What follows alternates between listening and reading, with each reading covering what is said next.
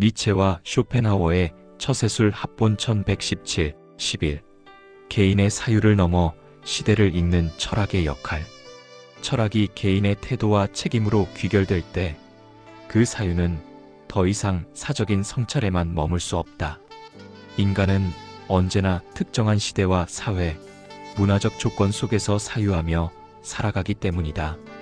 니체와 쇼펜하우어의 철학 역시 고립된 개인의 내면을 말하는 듯 보이지만 실제로는 그들이 속한 시대의 가치 붕괴와 정신적 혼란에 대한 깊은 응답이었다. 이 점에서 철학은 개인적 각성을 넘어 시대를 해석하는 하나의 렌즈가 된다. 니체가 비판한 것은 단순히 개인의 나약함이 아니라 집단적으로 굳어버린 도덕과 사유의 관성이다.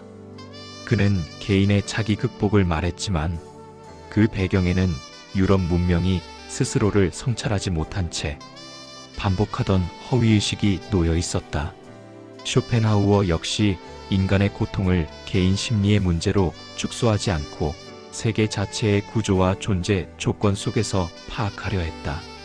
그들의 철학은 개인을 향해 있지만 동시에 시대 전체를 겨냥한 사유였다. 오늘날 이 철학들이 다시 호출되는 이유 또한 개인의 불안과 고독 때문만은 아니다. 성과와 효율, 자기 관리와 긍정의 언어가 지배하는 사회에서 인간은 끊임없이 스스로를 증명해야 한다. 이 과정에서 실패와 고통은 개인의 무능으로 환원되고 구조적 문제는 사라진다. 니체와 쇼펜하우어가 다시 읽히는 지점은 바로 이 지점에서 시대의 언어로 설명되지 않는 균열을 드러내기 때문이다. 따라서 철학은 개인의 내면을 다지는 도구인 동시에 시대를 비판적으로 읽어내는 감각을 제공한다. 철학적 사유를 통해 인간은 자신이 느끼는 불안과 회의가 단순한 개인적 결함이 아니라 시대적 조건과 맞닿아 있음을 인식하게 된다. 이 인식은 무력감으로 이어지기보다 세계를 성급히 긍정하거나 단순히 체념하지 않게 만드는 지적 거리두기를 가능하게 한다. 철학의 역할은 시대를 대신 구원하는 데 있지 않다. 그러나 시대를 무비판적으로 받아들이지 않도록 인간을 깨어있게 만든다. 개인의 사유가 시대 인식으로 확장될 때 철학은 다시 한번 단순한 지식이 아니라 세계를 바라보는 깊이 있는 태도로 자리 잡는다. 이 지점에서 철학은 여전히 유효하며 여전히 필요하다. 12. 사유의 끝에서 남는 질문, 철학의 자리. 니체와 쇼펜하우어를 중심으로 전개된 이 논의는 특정 철학자의 옳고 그름을 가려내는데 목적이 있지 않았다. 오히려 이들의 사상이 오늘날 어떻게 읽히고 소비되며 그 과정에서 어떤 오해와 축소가 발생하는지를 살피는 데 초점이 있었다. 철학은 언제나 사유의 깊이만큼 위험을 동반하며 그 위험을 제거한 철학은 더 이상 철학이 아니라 안락한 설명으로 전락한다. 니체는 삶을 긍정하라고 말했지만 그 긍정은 고통과 혼란을 제거한 상태에서 가능한 낙관이 아니었다. 쇼펜하우어 역시 세계의 비극성을 직시했으나 그것을 감정적 비관이나 자기연민으로 소비하도록 허락하지 않았다. 두 사상은 서로 다른 길을 제시하지만 공통적으로 인간이 세계를 어떻게 해석하고 그 해석에 어떻게 책임질 것인가라는 질문을 남긴다. 이 질문은 시대가 바뀌어도 여전히 유효하다. 오늘날 철학이 자기계발이나 처세의 언어로 치환될 때 인간은 생각하는 주체라기보다 조정되어야 할 대상으로 전락한다. 철학은 불편함을 제거해주는 기술이 아니라 불편함을 견딜 수 있는 사유의 근력을 길러주는 작업이다. 이 근력이 사라질 때 인간은 복잡한 현실 앞에서 단순한 답을 요구하게 되고 그 답을 제공하는 담론에 쉽게 종속된다. 결국 철학의 자리는 삶을 대신 설명해주는 곳이 아니라 삶을 성급히 설명하려는 충동을 멈추게 하는 자리이다. 철학은 결론을 주기보다 질문을 남기며 그 질문은 인간을 끊임없이 자신과 세계 앞에 세운다. 니체와 쇼펜하우어의 사유가 여전히 의미를 갖는 이유는 그들이 완성된 답을 제시했기 때문이 아니라 인간에게 질문을 회피할 수 없게 만들었기 때문이다. 이 지점에서 철학은 끝나지 않는다. 오히려 여기서부터 시작된다. 사유는 언제나 삶보다 한 걸음 늦게 도착하지만 그 늦음 속에서 인간은 비로소 자신이 어디에 서 있는지를 인식하게 된다. 철학의 가치는 바로 그 인식의 깊이에 있다. 13. 현자적 처세의 최종 기준 사유의 균형과 책임.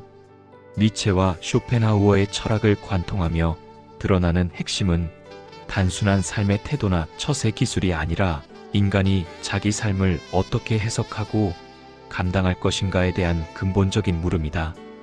이 지점에서 현자적 처세란 특정 철학자의 처방을 선택하는 문제가 아니라 상반된 통찰 사이에서 스스로 사고하고 판단하는 능력을 기르는 데 있다.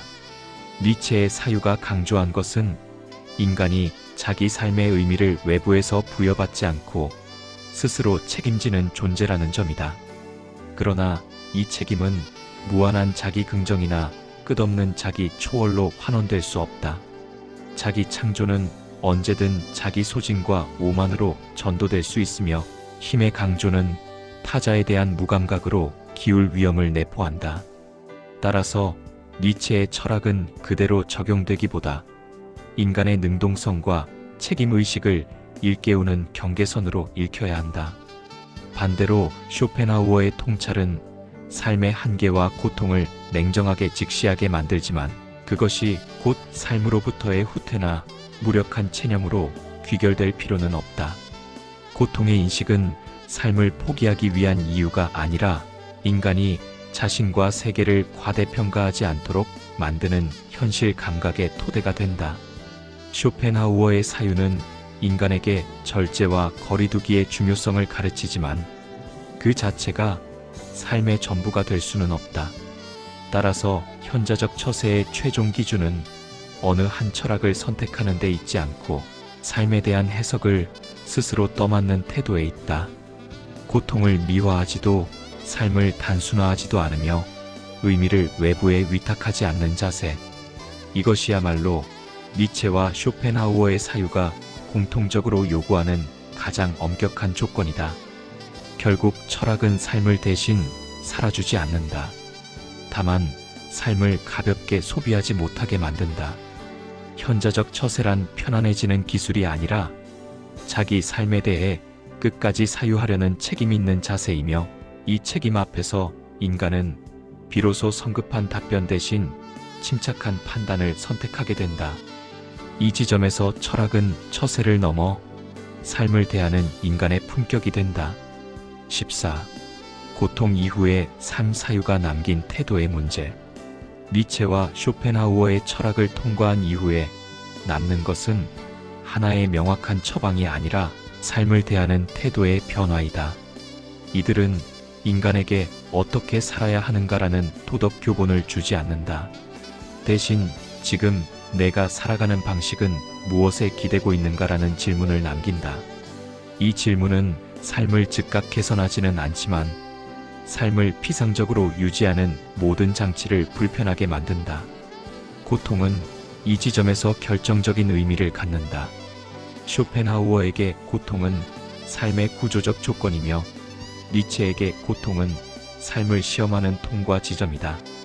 두 입장은 다르지만 공통적으로 고통을 제거해야 할 오류나 우연으로 보지 않는다. 오히려 고통을 회피하려는 인간의 태도야말로 삶을 왜곡한다고 본다.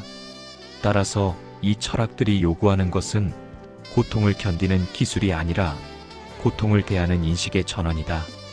오늘의 사회는 고통을 설명하기보다 관리하려 하고 의미를 성찰하기보다 즉각적인 위안을 제공한다. 이러한 환경 속에서 니체와 쇼펜하우어의 사유는 불편한 저항으로 작용한다.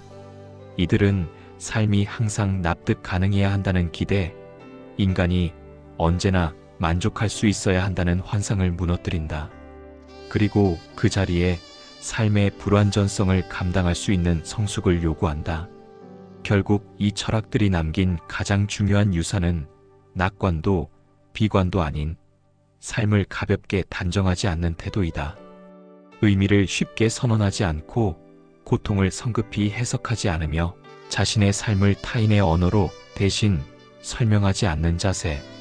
이 태도 속에서 인간은 더 행복해지지는 않을지 몰라도 적어도 자기 삶에 대해 더 정직해진다. 사유 이후의 삶이란 더 나은 결론을 얻는 것이 아니라 더 얕은 결론을 경계하는 삶이다. 니체와 쇼펜하우어는 인간에게 위로를 주기보다 삶을 끝까지 생각할 책임을 남겼다. 그리고 그 책임을 회피하지 않는 태도 속에서 인간은 비로소 사유 이후의 삶을 살아가기 시작한다. 15. 자기 기만을 넘어서는 인간 이해의 윤리. 니체와 쇼펜하우어의 철학이 궁극적으로 겨냥한 대상은 세계보다도 인간 자신이다. 이들은 외부 현실의 부조리보다 그 현실을 대면하지 않기 위해 인간이 스스로 만들어낸 해석과 위안을 더 근본적인 문제로 보았다. 따라서 이 사유의 핵심은 삶을 어떻게 개선할 것인가가 아니라 인간이 자기 자신을 어떻게 속이며 살아가는가를 폭로하는 데 있다. 니체는 도덕과 가치 체계가 종종 약함을 보호하기 위한 심리적 장치로 작동한다고 보았다. 이는 윤리를 부정하기 위한 주장이 아니라 윤리가 언제 자기 기만의 형태로 굳어지는지를 묻는 문제 제기였다. 인간은 도덕을 말하면서도 책임을 회피하고 이상을 말하면서도 현실의 대가를 치르지 않으려 한다. 니체의 비판은 바로 이 지점에서 인간의 정직성을 시험한다.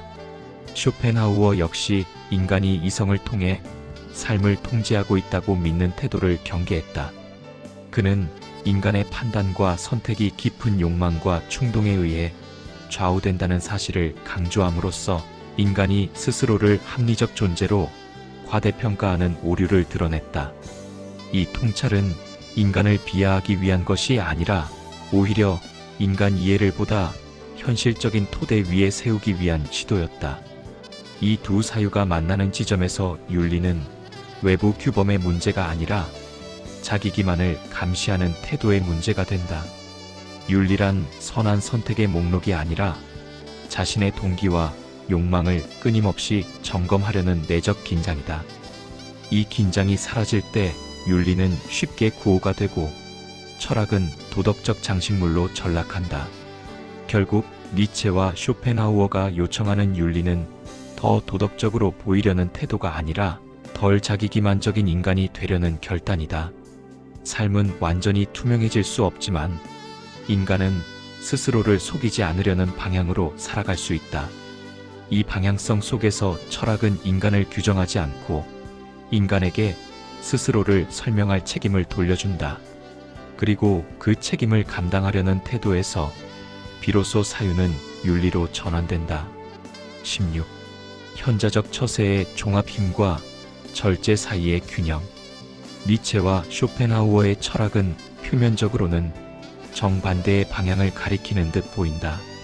한쪽은 삶을 긍정하며 넘어서라고 말하고 다른 한쪽은 욕망을 경계하며 물러서라고 조언한다. 그러나 현자적 처세의 관점에서 보면 이 둘은 상호 배타적이라기보다 오히려 인간 삶의 서로 다른 국면을 정직하게 비춘 두 개의 거울에 가깝다. 니체가 말한 힘의 의지는 무기력과 자기, 연민에 빠지기 쉬운 인간에게 삶을 다시 끌어올리는 상승의 원리이며 쇼펜하우어의 맹목적인 삶의 의지 비판은 과도한 욕망과 자기 과신을 시켜주는 하강의 지혜라 할 수 있다. 현자적 처세란 어느 한쪽에 머무는 것이 아니라 상황과 내면의 상태를 분별하여 이 두 태도를 조율하는 능력에 있다. 삶이 침체되고 자신을 과소평가하고 있을 때는 니체적 용기가 필요하다. 남의 기준에 자신을 맞추며 소모되고 있을 때 그는 너 자신의 가치를 창조하라고 등을 떠민다. 반대로 욕망이 삶을 잠식하고 경쟁과 비교 속에서 쉼을 잃었을 때는 쇼펜하우어의 경고가 유효하다. 그는 그 욕망이 정말 너의 것인가라고 묻고 한 발 물러서 내면의 평정을 회복하라고 조언한다. 결국 두 철학은 모두 인간이 의지의 노예가 되지 않도록 돕는 데 목적이 있다. 니체는 외부 규범의 노예 상태를, 쇼펜하우어는 내부 욕망의 노예 상태를 각각 문제 삼는다. 현자는 이 둘을 모두 경계하며 필요할 때는 자신을 밀어 올리고 필요할 때는 스스로를 내려놓는다. 삶을 긍정하되 맹목적으로 집착하지 않고 고통을 인정하되 거기에 함몰되지 않는 태도, 바로 그 균형 속에서 성숙한 삶의 기술이 형성된다. 이러한 관점에서 니체와 쇼펜하우어는 우리에게 선택을 강요하지 않는다. 오히려 그들은 각기 다른 언어로 깨어있으라고 말한다. 삶을 밀고 나갈 힘과 삶을 내려다볼 여유를 함께 갖추는 것. 그것이야말로 오늘을 살아가는 이들에게 가장 현실적이면서도 깊이 있는 현자적 처세라 할 수 있겠다. 17. 현자적 처세의 한계와 철학의 책임. 니체와 쇼펜하우어의 사유를 현자적 처세의 관점에서 재해석하는 작업은 분명 유의미하다. 그러나 동시에 이 지점에는 분명한 한계 또한 존재한다. 철학이 삶에 적용될 수 있다는 사실과 철학이 곧바로 삶의 지침서가 될 수 있다는 주장은 동일하지 않기 때문이다. 니체의 힘의 의지가 자기 개발의 구호로 단순화되거나 쇼펜하우어의 삶의 의지가 체념의 철학으로 소비될 때 철학은 본래의 긴장과 깊이를 상실한다. 현자적 처세는 삶을 보다 덜 흔들리게 만드는 데 도움을 줄 수 있지만 그것이 곧 삶의 궁극적 해답을 제공하지는 않는다. 니체의 철학이 자주 오해되듯 그는 단순히 강해지라고 말하지 않았다.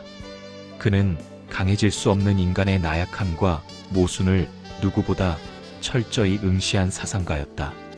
마찬가지로 쇼펜하우어 역시 고통을 회피하라고 말한 것이 아니라 고통을 환상으로 덮으려는 인간의 자기기만을 경계했다. 따라서 이 두 철학을 처세의 기술로만 읽는다면 철학은 인간을 자유롭게 하기보다 또 다른 기준과 압박으로 작용할 위험이 있다. 철학의 책임은 인간을 더 유능하게 만드는 데 있지 않고 인간이 자기 자신과 세계를 정직하게 바라보도록 만드는 데 있다.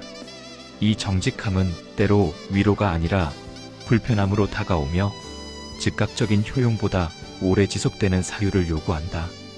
결국 현자적 처세란 철학을 도구로 삼는 태도가 아니라 철학 앞에서 스스로를 성급히 정당화하지 않는 자세에 가깝다. 니체와 쇼펜하우어는 각기 다른 길을 걸었지만 공통적으로 인간에게 쉬운 결론 대신 무거운 질문을 남겼다.